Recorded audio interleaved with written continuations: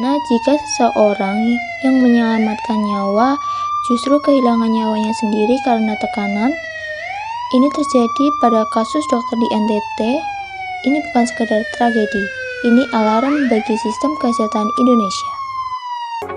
Dalam hukum kesehatan, tenaga medis memiliki hak atas perlindungan hukum, baik itu secara fisik maupun psikologis. Hubungan hukum dalam pelayanan kesehatan bukan hanya antara dokter dan pasien, tetapi juga antara dokter dan institusi.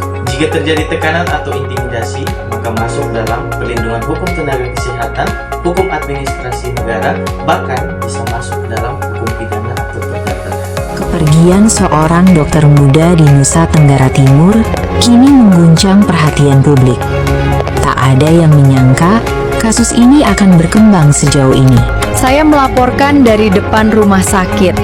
Kasus wafatnya Dr. Ica kini menjadi perhatian nasional setelah muncul dugaan intimidasi yang masih dalam proses investigasi. Menanggapi kasus ini,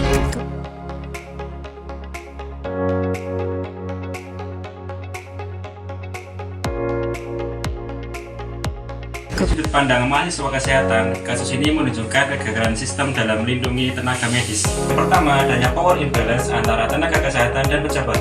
Dan yang kedua, tidak adanya sistem perlindungan fisiologis yang efektif. Yang ketiga adalah lemahnya penegakan hukum terhadap intimidasi di fasilitas kesehatan. Tenaga kesehatan adalah garda terdepan dalam pelayanan. Jika mereka tidak aman, maka kualitas pelayanan pun juga terancam.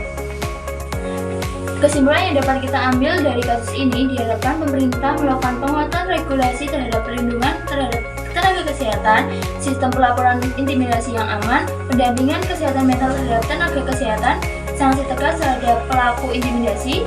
Kita perlu membangun budaya saling menghormati dalam pelayanan kesehatan. Tenaga kesehatan hanya ingin bekerja dengan aman. Jangan tekan mereka saat mereka sedang melakukan penyelamatan nyawa. Hargai tenaga kesehatan Lindungi mereka Seperti mereka.